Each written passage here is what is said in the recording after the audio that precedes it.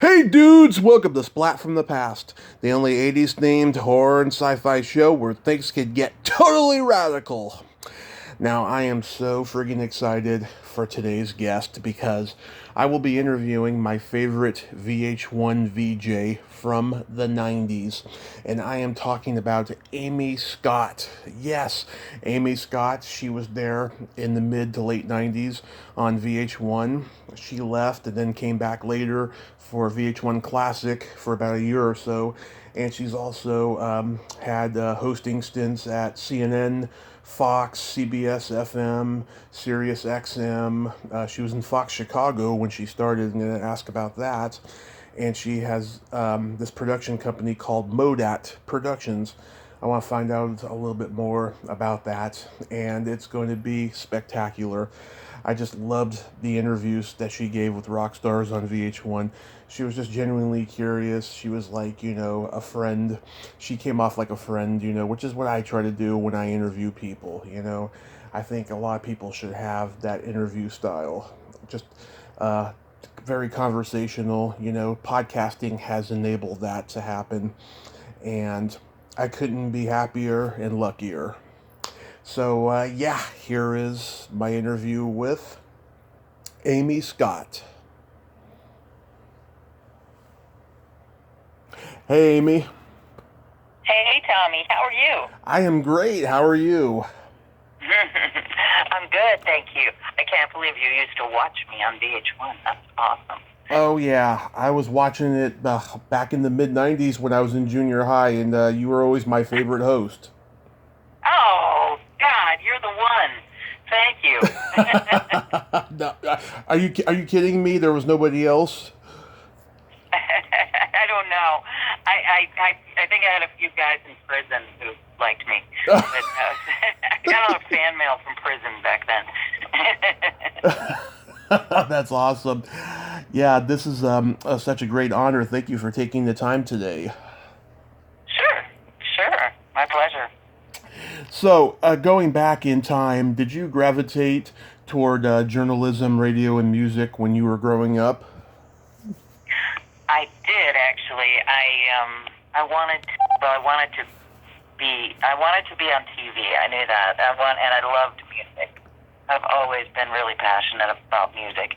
I was a theater major at first in college, and then I switched to television, radio broadcasting, and started my career in radio, and then went from there, like, knocked on enough doors and pounded my way into TV stations and got myself into TV, and then it all fell into place. I got to do, basically what I loved and make money at it. It was such a great time of my life. It really was.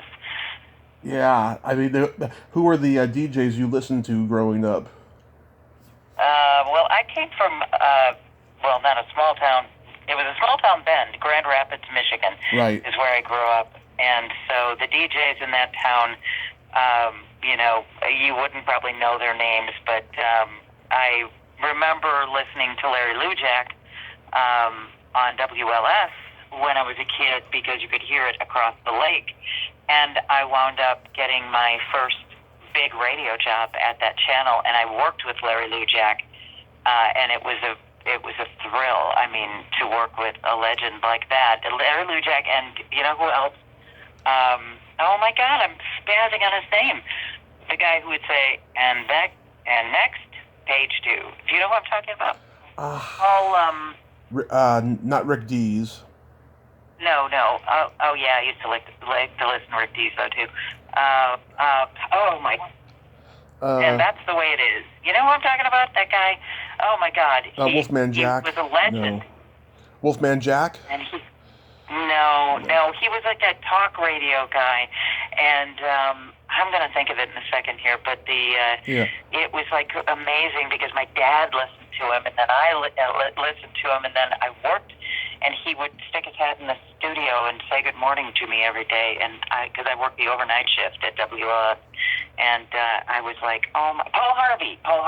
Paul Harvey. Okay. Yeah, I know who he is. Mhm. Yeah. Yeah, a lot of really legendary people worked at at LS back in the day, and Larry Lujak and Tommy Edwards and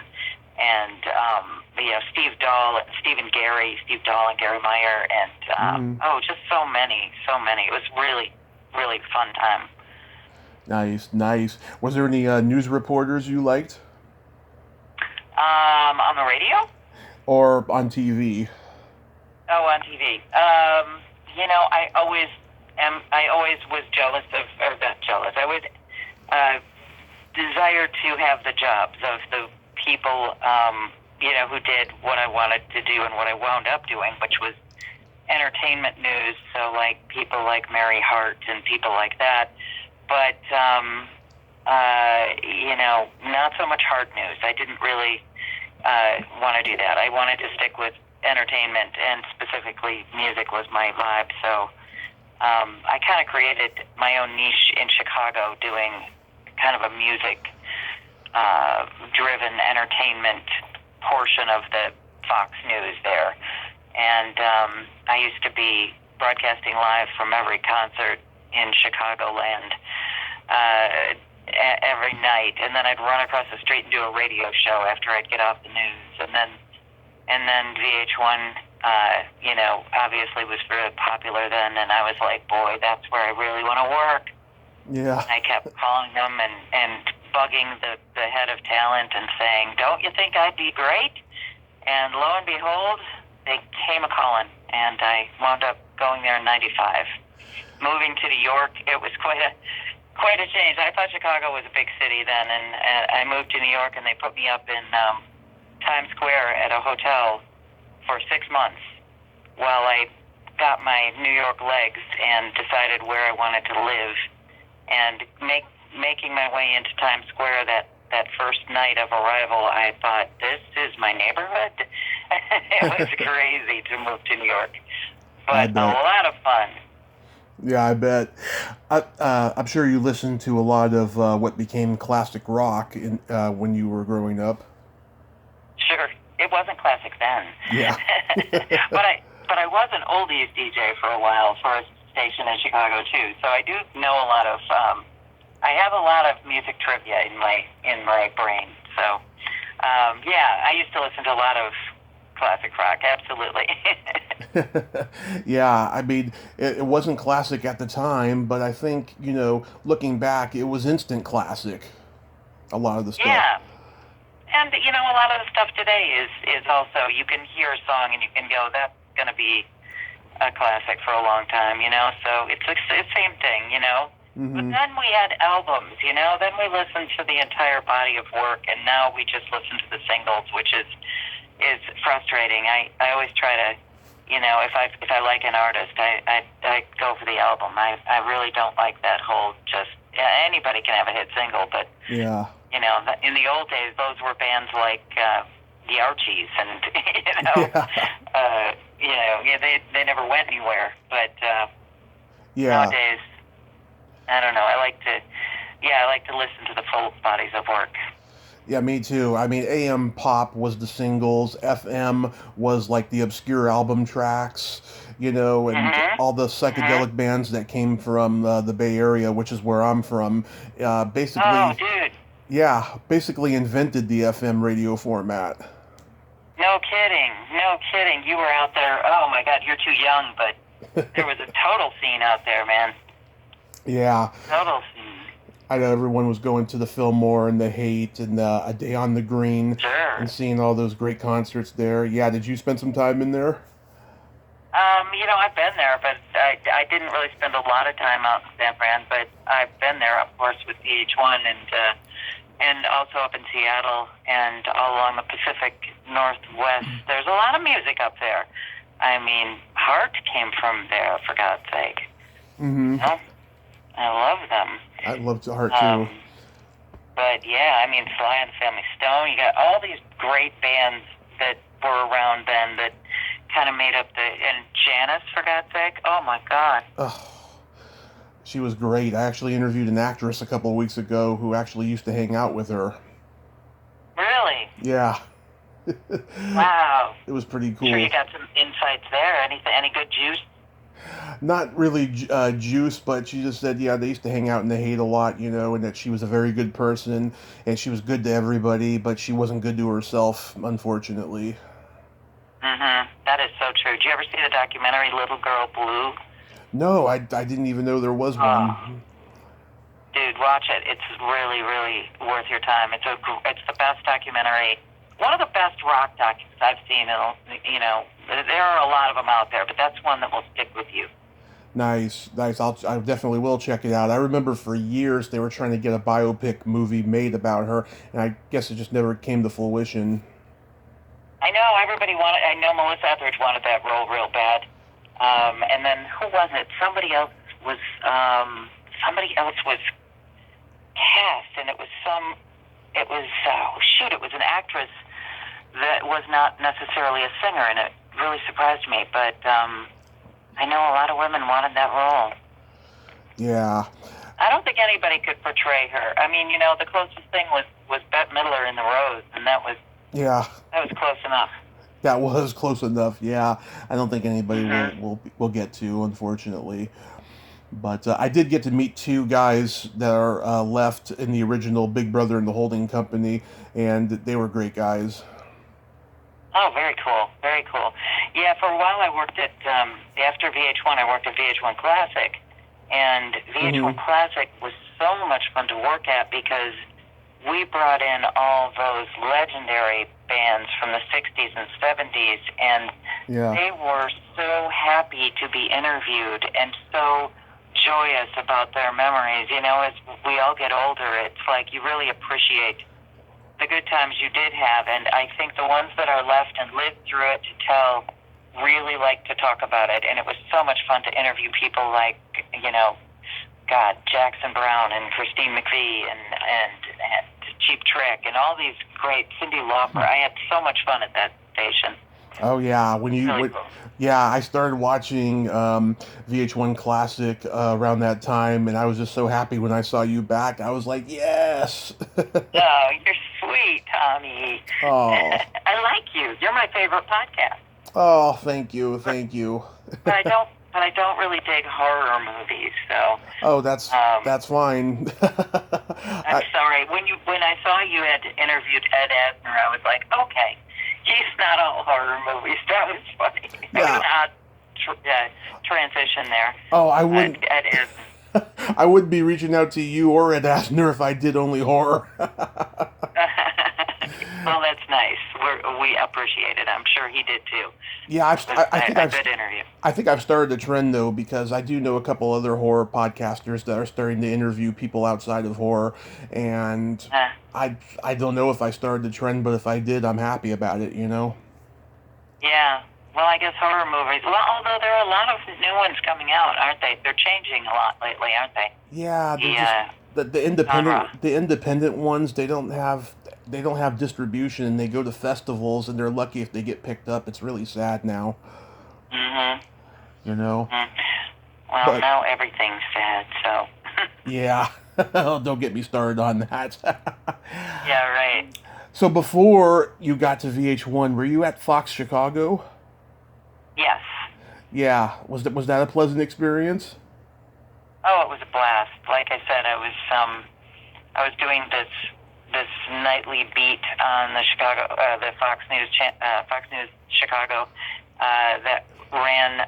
Their newscast was from 9 to 10. Yeah, 9 to 10. Mm-hmm. And I had the block of 9:45 to 10 was where they put me, and I would get done with my news report and run right across the street. My producer would put my first record on, and I'd do a radio show right after. So I worked really hard in Chicago, but I had a lot of fun there.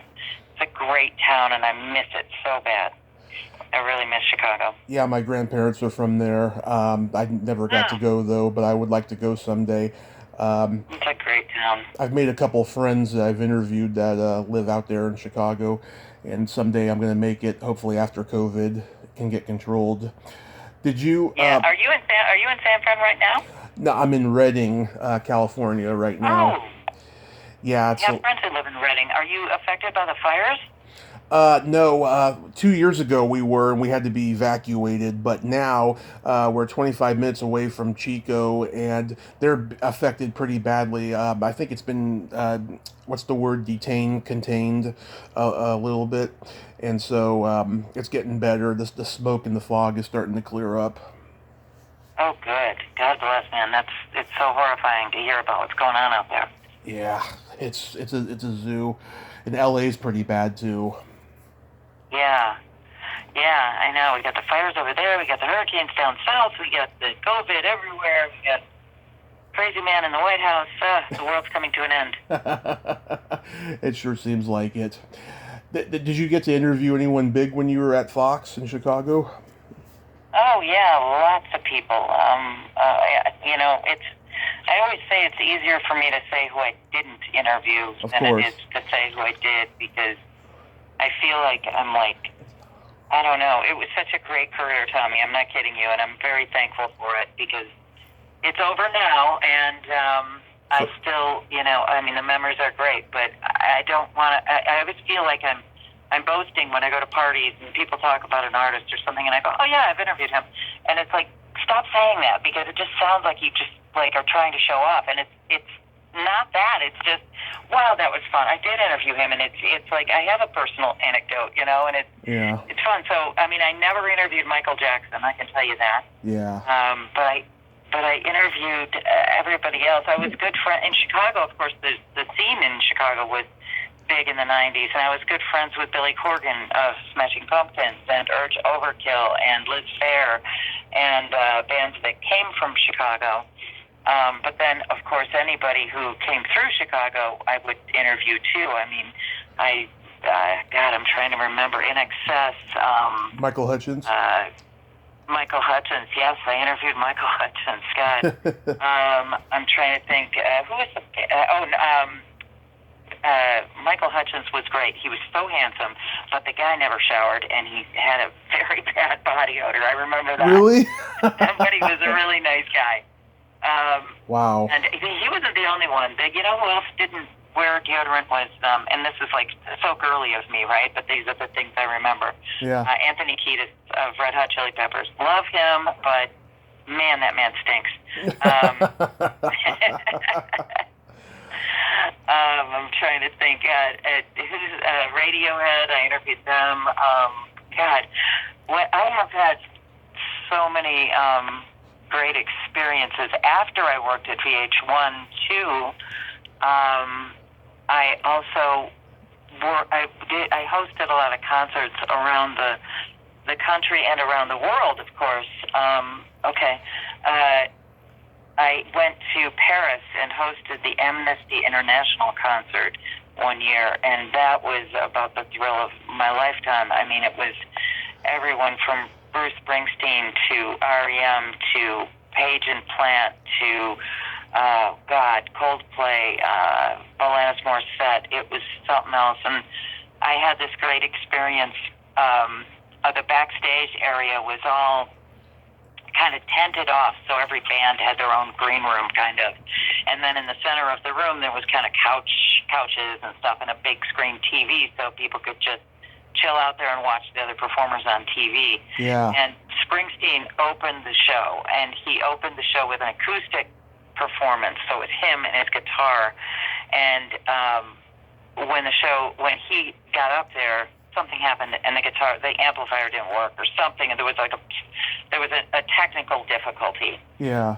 And after he was done, he came back, and I was standing in that TV area, and he came in and was standing there next to me, and I'd never even met him before, so I was kind of dumbfounded, and he was standing there with his hand over his face, and I looked over at him, and he looked at me, and he's like, I suck.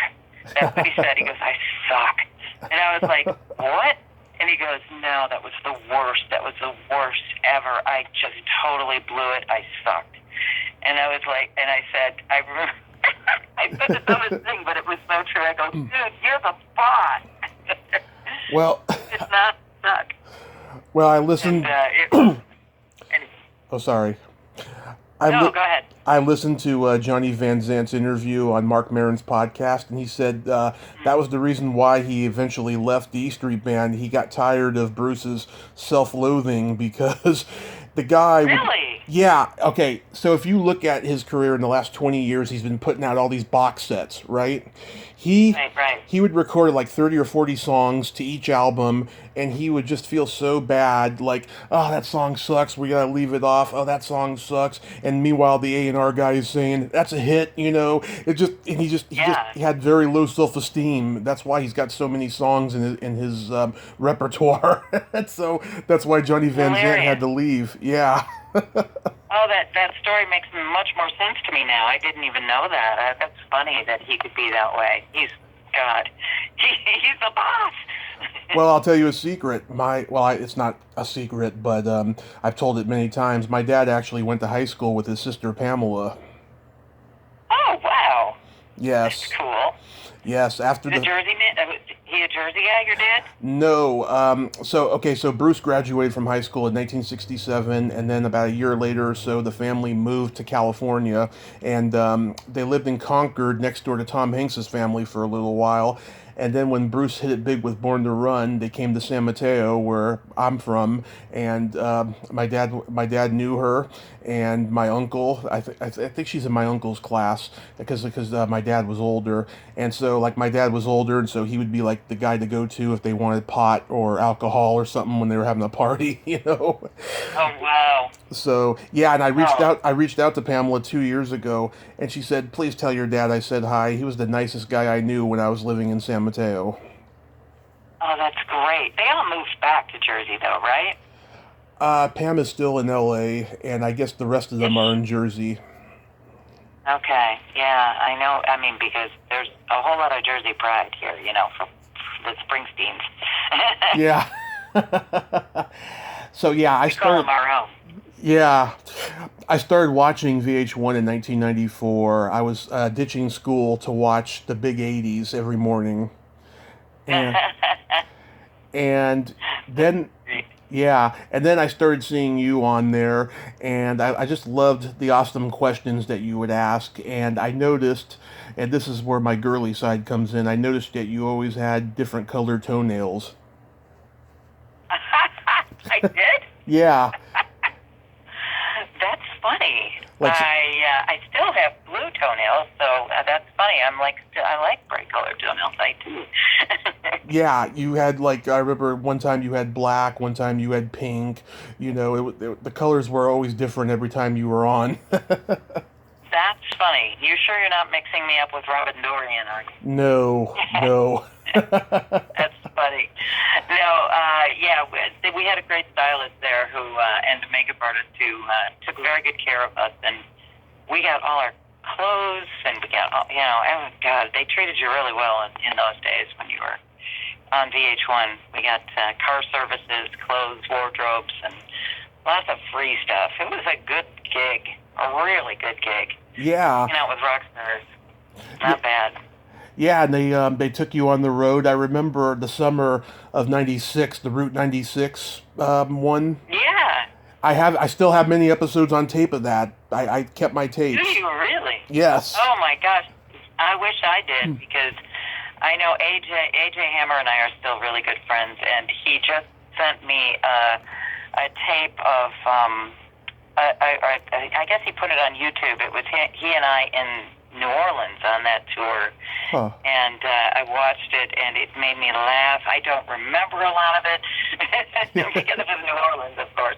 But we had fun.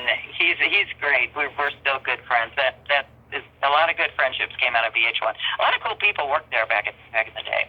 Yeah. Yeah, I remember you interviewed Natalie Merchant. She seemed very shy and sweet, I remember.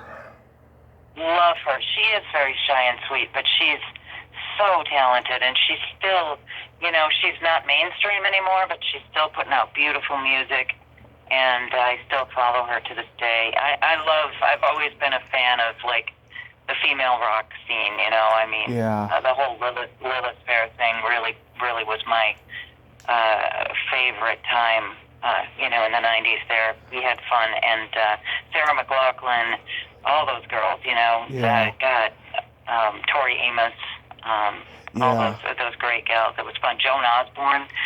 Yeah. God, so many. I never really considered any of them mainstream though. I considered them, you know, avant-garde indie rock that just hit at the right time and people bought the albums, and that was during that last wave of people buying albums, you know. And I think they all got lucky because, you know, this was like right after, you know, grunge had hit, and Mhm. and the hair metal had gone away and stuff. Then there's all this indie rock and all these talented ladies that I saw on VH1 during that time. They all got lucky and they became hugely successful. You know, there's so many of Mhm. them. Yeah, it was a real trend, and I credit Sarah McLachlan with a lot of that. I mean, honestly, she gave a platform to so many women who probably sold millions and millions of records and had more than one hit album. Simply because of Lilith Fair. You know, nowadays it's much harder for women to get, you know, seen in more than one or two hits. You know, Yeah. I think there were some really talented ladies in the '90s, and I love to catch up with them all and see what they're doing now. It's really fun. Yeah, like Fiona Apple. I interviewed Oh, her father Brandon Maggart, who's a character actor going back to the 50s. I talked to him and I let him know how much I love his daughter's voice, and he was very appreciative of that. oh my God! Have you heard her new record? Not yet. It's great. She did the recording in her home, and she has a couple of crazy dogs, and the dogs are barking during the songs, and she's left it in, and the dogs bark in between at the end of songs and in between songs on the record. And I love the album. It's so good, and I love her, of course. But every time I play that album in my house, I go nuts because my dog starts barking, and I can't stop her. It's crazy. It's the only downfall of this new record. Yeah. Oh my God. I remember one time you were smoking cigars with Tony Braxton. Oh my God, yes. Yeah. Oh my God, I remember that too. It made me sick. Really? Yeah. Well, you're bringing back some memories from me. Oh yeah, I You remember. remember. Do you know what I remember the most about that? But, The whole time that you two were on camera, I'm staring at Tony's belly button, and it's a huge Audi. I mean, it looked like it had its own climate. oh, that's funny. That's funny, Tommy. That's Yeah. really funny. I do remember she was wearing a midriff, wasn't she? I don't remember noticing her belly button, which is surprising. You know, the best thing that came out of VH1 for me, Hmm. personally, was I met my wife there, and we've been together for 25 years. So that was the best thing that came out of VH1 for me. And we have a 12-year-old daughter. Oh, Amy, I did not know that you were into girls. That is so fucking awesome. I love you even more now. Oh, good. Well, good. Yeah. Oh my God, that is just wonderful. Yeah, I'm openly bi, so just anytime I talk to somebody who likes the same gender, oh, I'm there. That's great. We got to stick together, man. Tough Yeah. world. Oh, I also Yeah. remember. I also remember you talked to Maureen McCormick, who played Marsha Brady. Oh my God, my wife actually produced that segment. I remember that. Yeah, she was pretty cool. She's had a rough life though. Those Brady kids, man, all of Oh, them. That was they had a tough deal there. I don't know. I have a guest who's trying to arrange for me to interview her. They're close friends, and so hopefully I'll get to do that. Yeah, she's always been one of my favorites. Yeah, that's cool. Yeah, they're all. Yeah, did you see the Brady house on TV? They recently did that on HGTV, and all the Bradys came back, and Oh yeah. they don't look the same anymore. Greg is like an old man now. They look the same, but just older, you know? Yeah, there you go. That's a better way to say it. Yeah, and Yeah, weren't they like trying to save it or something? yeah. They renovated it, and somebody bought it, and they renovated it. I think to be a new version of what it was originally, or something like that. Hmm. I don't know. It was pretty cool. It was pretty cool. Yeah. Didn't you get to interview David Bowie? I did. Oh my God, what a cool experience that was. It was very hard to even pay attention to him. He was so striking, and he has one blue eye and had one blue eye and one green eye, and I was like looking at him, going, "What's weird here?" He was really nice, though. Very nice man. Yeah, he seems like it. I remember when Dick Cavett interviewed him in '74, and the whole time he must have been on something because he just was not looking Cavett in the eye, and he seemed like he was very nervous and like out of breath. Yeah, those were his. Those were probably his crazy days back in the '70s, right? Yeah. Yeah, but by the time I got him, he was the gentlemanly David Bowie. I think it was his 60th birthday, right around then, and we went to see him after that show. He performed at Madison Square Garden for his 60th birthday party, and it was a pretty great concert.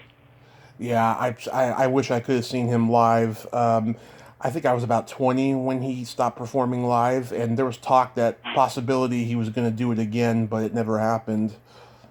Right. Wasn't that shocking? That was so shocking. I swear that year, wasn't it the same year that Prince died? Yeah, it was. They died I think about 3 months apart from each other. That was just so weird. I felt so out of sorts. It was like, wow, didn't see that coming. Michael Jackson and Prince and David. Oh, there never thought. There were more. There were a lot more too. I mean, God. Yeah, and yet the Rolling Stones are still alive. Are we sure about that though, or they look alive? They look alive. They may be holograms. They may be holograms. That's good. That's good. Yeah. I interviewed every member of the Rolling Stones except for Mick. Uh-huh. Interviewed Mick's brother. I remember that. Oh, it was one of the worst experiences of my life. I interviewed Mick's brother when I lived in Chicago, and he had written a book or something, I don't know. And I did this whole interview with him, and when we got done, we left, and I was driving with the cameraman in the car, and the camera man said, oh my God, Amy, you're going to kill me. The camera, I turned it off instead of on, and we had not gotten any of the interview. Oh. So we had to go back and ask him to do it again, and he was not happy, and so we got a very kind of a crappy interview from him. I've been so lucky. 99% of the people I've interviewed have been wonderful. I've only had a couple of bad ones. Let's see. This girl from Nightmare on Elm Street Part 6, Freddy's Dead, The Final Nightmare. She was very rude. She's your typical punk rock girl who grew up in a bad environment, and she feels entitled, to be rude. She was bad. Michael Baldwin, the little boy from the Phantasm, the first Phantasm movie, he was a jerk. And then earlier this year, oh God, I just wish I would have hung up on this guy. I interviewed this great director, Nicholas Meyer, who directed Star Trek 2 and 6 and Time After Time with Malcolm McDowell. He was just so bitter and just so smug, and all he wanted to talk about was his stupid Sherlock Holmes books, in which he puts Sherlock Holmes in these weird scenarios that any self-respecting Sherlock fan would just be pissed off at. He makes him a cocaine addict in this one book, and then he makes him like having struggles with a Jewish identity in another book. It's like, I want to talk about the movies. That's why I have you on here, But right. I was polite. I was professional. I ended up cutting back, talking about certain movies, and then just went to the stupid book. And I lied to him and told him that I read it, even though I didn't. So. Good for you. Yeah. He doesn't deserve your readership. No, he doesn't. And wow. It's so much easier to be nice, And most people just like to talk about themselves. So to get interest from anybody who wants to chat, I think it's an honor, and I'm thankful for it. Yeah, I want them to talk about themselves, but I want them to, treat me respectfully, like they're not, like they're not above me, And every once in a while, I'll get someone like him who will say, read my book first or something like that, And I just say, I don't have the time right now or the money to read the book and stuff. And you have to remember, I'm not some fan that you're meeting at a convention. I'm somebody who wants to interview you, and we will talk about your book. But I just wish I had no time. And generally I get that when I'm that honest. I get the interview when I'm that honest. But but yeah, I I mean, enjoyed your go ahead. enjoyed your interview with Eric Roberts and his wife. Oh, I gotta tell you. He came Go ahead. across like a really, really nice guy, yeah, and obviously they really like you. Oh, thank you. Yeah. So Eliza, his wife, has been on before, just her, and they've been quarantined together. And I asked her to come back on. I wanted to talk to her alone about some stuff, and then she surprised me with Eric, and I was like, yes, okay, this is even better.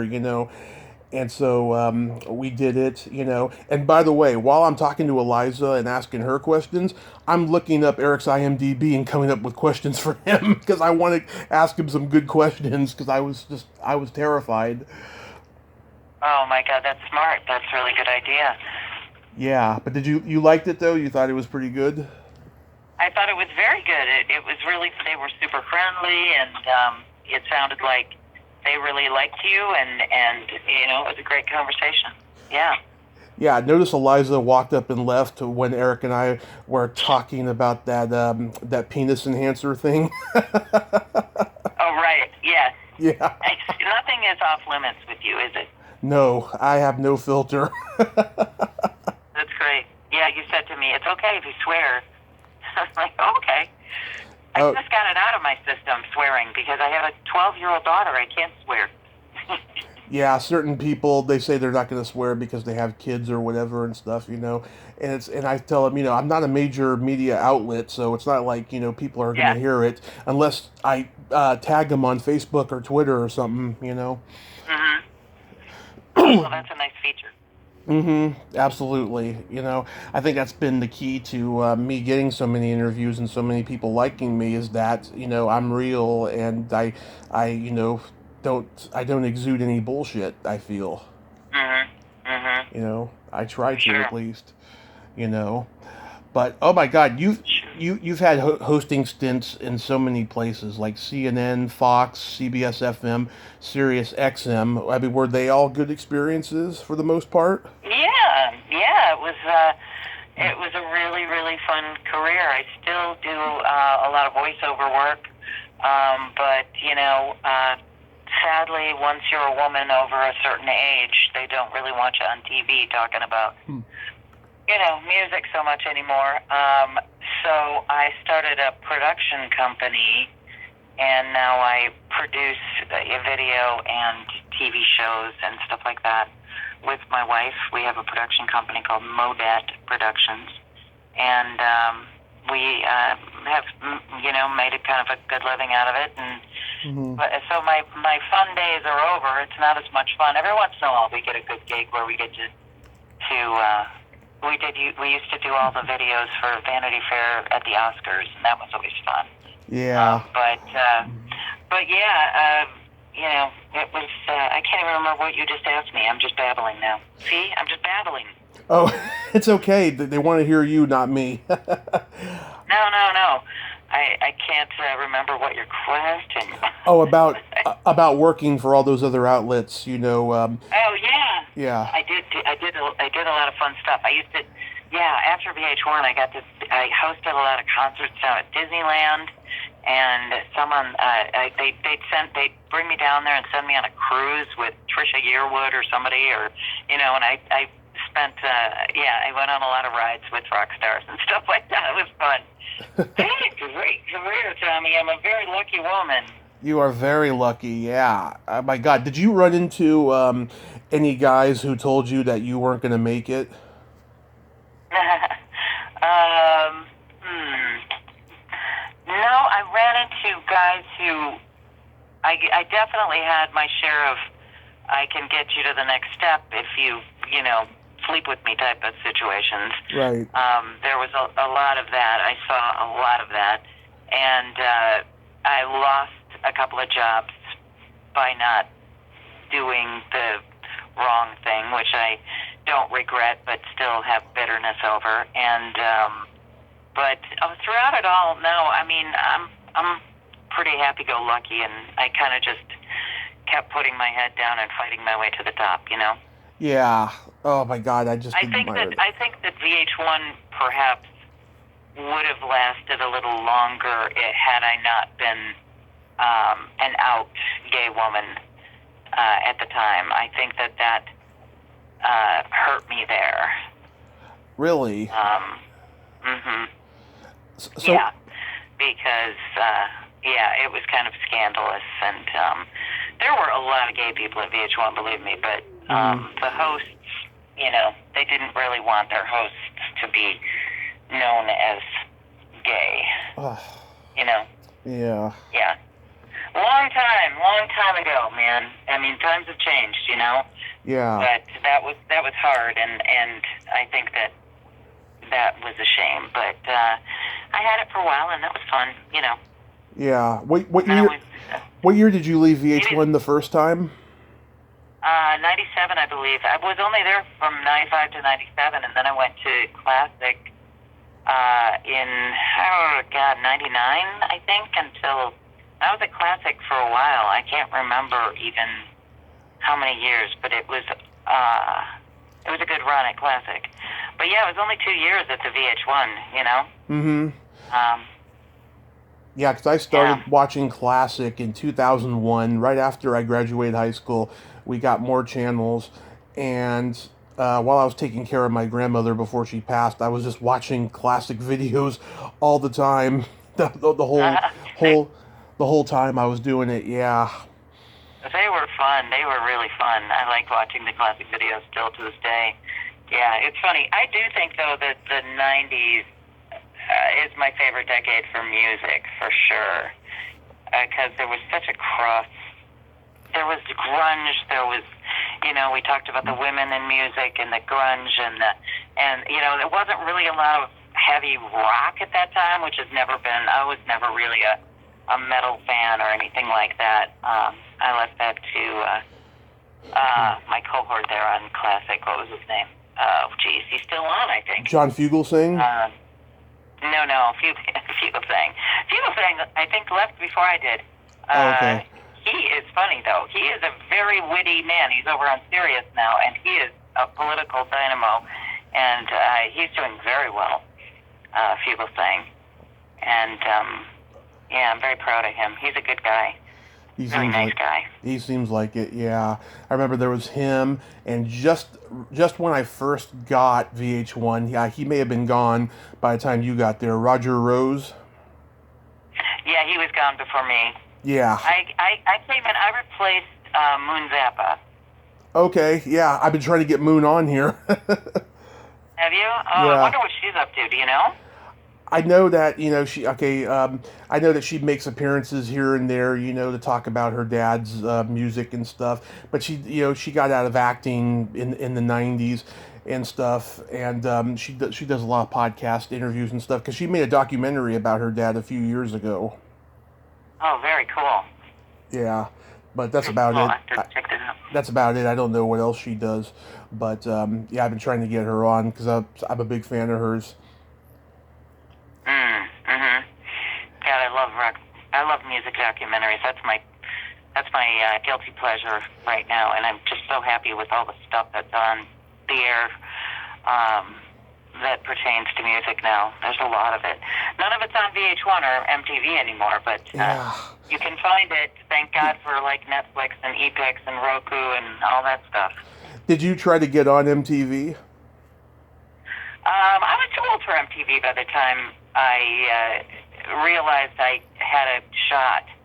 I was in my early 30s when I started hitting VH1 up. And, I thought, oh my God, it would have been so cool. To be a member of that original MTV, you know, alumni would be incredible.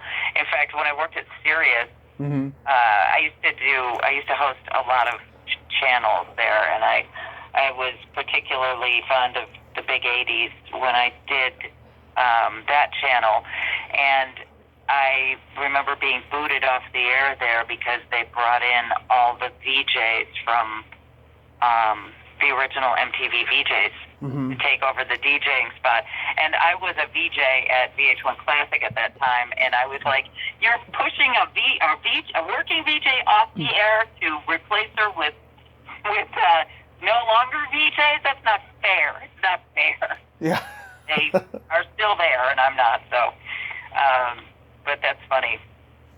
Yeah, that is pretty funny. So what do you think the future holds for you after COVID? I think you would be really good if you started a podcast. I've thought about it, but I don't know. I mean, I don't know how to go about it. I don't know who. I mean, I'm not the technical wizard that. I mean, I don't know. It sounds like a lot of work. If somebody would produce it for me, I'd love to do it. Mm-hmm. But I don't want to go trotting around trying to grab the guests and all that kind of stuff, Yeah. I would love. I think it would be fun. I mean, I'm having fun being on yours. Oh. That's very sweet of you to have me on. But I don't know. Yeah, it's an idea. I've thought about it, but I don't know if anybody's really that interested in me anymore. I mean, obviously you were, which makes me so happy. Oh. But let's see how many hits we get on this show, and that'll tell. Yeah. I think that if you get a friend or somebody who's a technical wizard that you trust, you can get a producer there, and someone who books the shows and stuff. I would definitely do your show if you had one.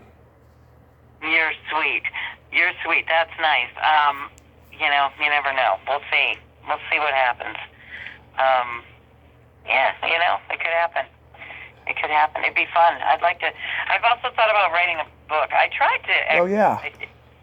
I tried to pitch a documentary on sexism in rock and roll, and I did this. I put together. I did development for Roker for a while, Mm-hmm. and so I put together this deck and this tape and everything, pitching this docuseries, and it was right before the Me Too movement hit. Right. And so I was like, oh, my timing just really, couldn't be better, but by the time I got interest in it, it was overblown, and I don't think it helped me, but it's still out there. For a while, this is a woman from Grey's Anatomy,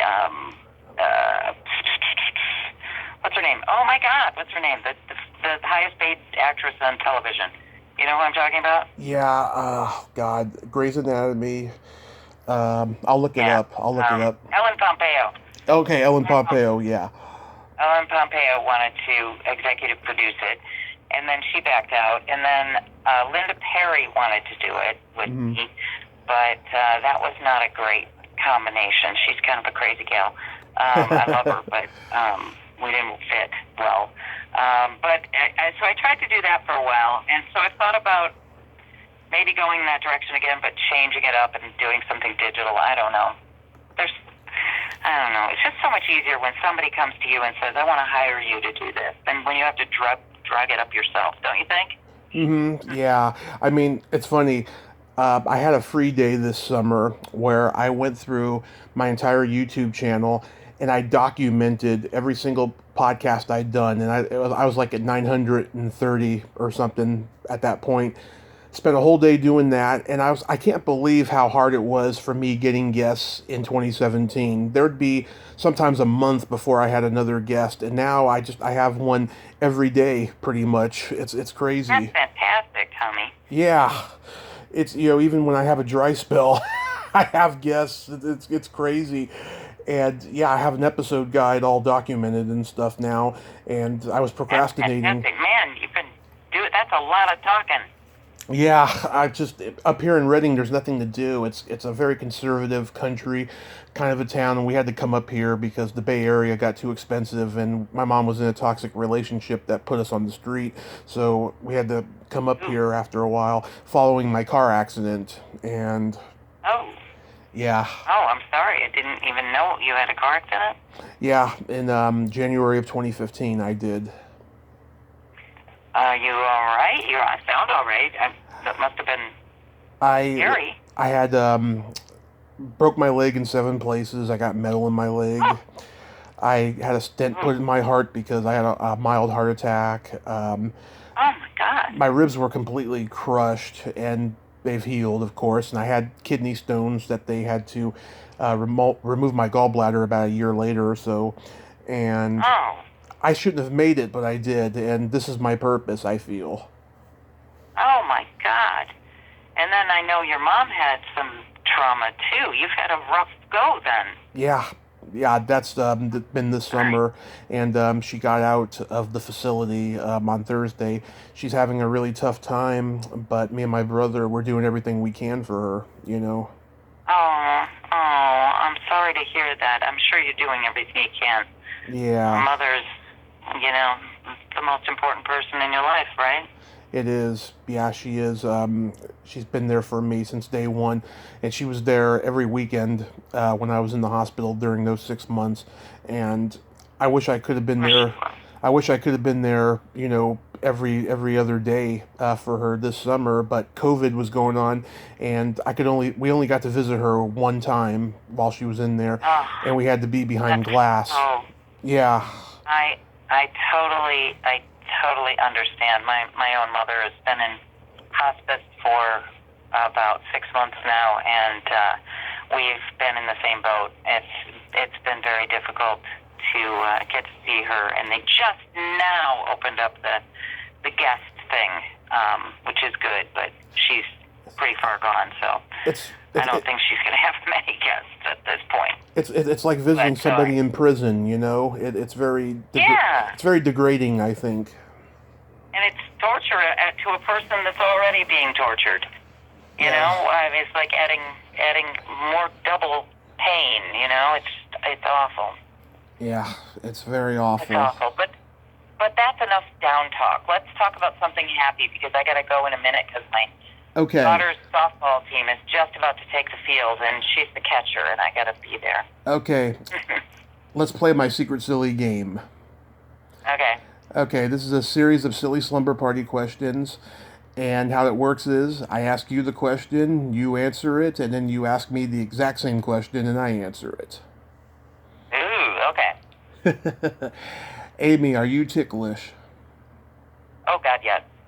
Are you? Oh, very. Yeah. Is your belly button an innie or an outie? It's an innie, I'm very proud to say. Nice, How nice. about you? What do you have, Tommy? I also have an innie, and it's very deep. Oh, good for you. You kind of answered this earlier. You said that your toenails were painted blue, right? Yes. Okay. Mine are au naturel at the moment. Last time they were painted, they were purple with sparkles. Ooh, nice. That's a good one. Mm-hmm. What would you say is your best personality trait? My best personality trait. I'm very easy. Oh God, maybe I shouldn't say that.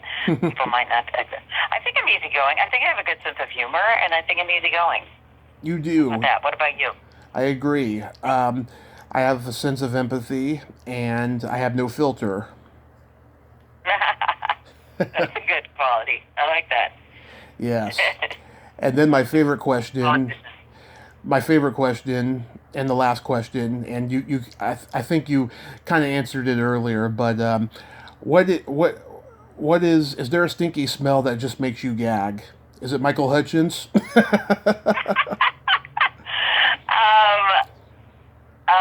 Yeah, I'm not a fan of the unwashed.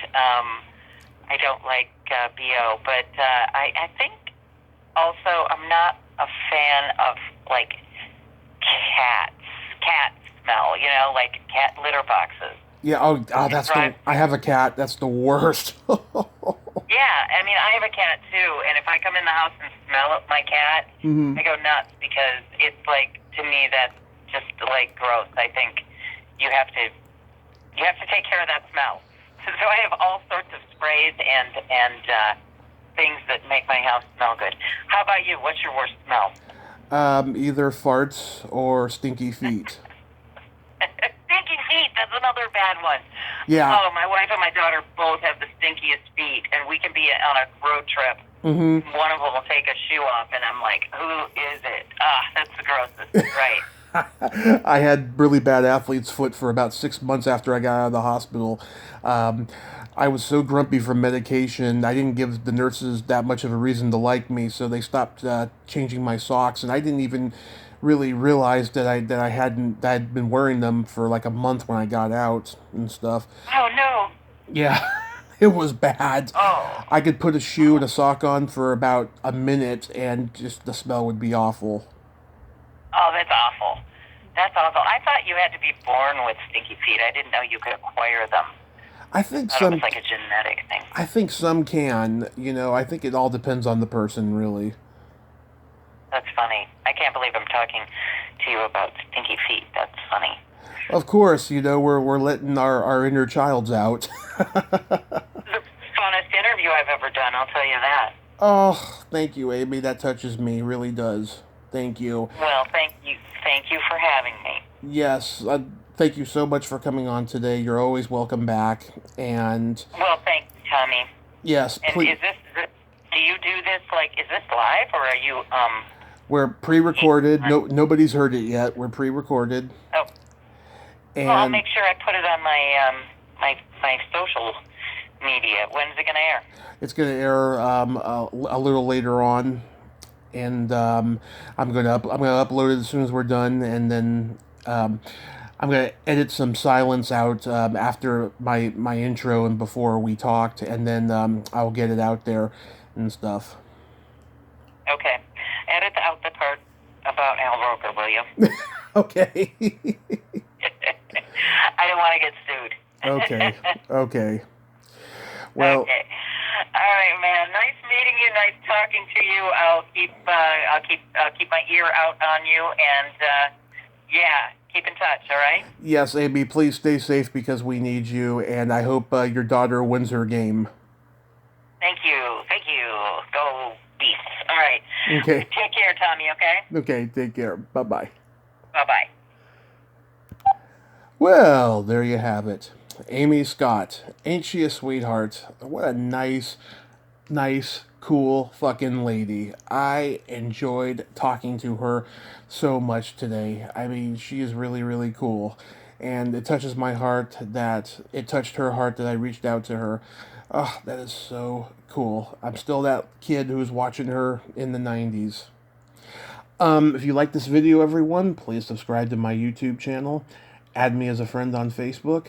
Join my Tommy Kovac comedian page on Facebook. Follow me on Twitter and Instagram and all that fun stuff.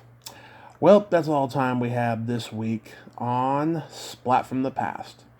Until next time, this is Tommy Throwback Kovac saying, there's no shame in living in the past because the present sucks. Later, dudes.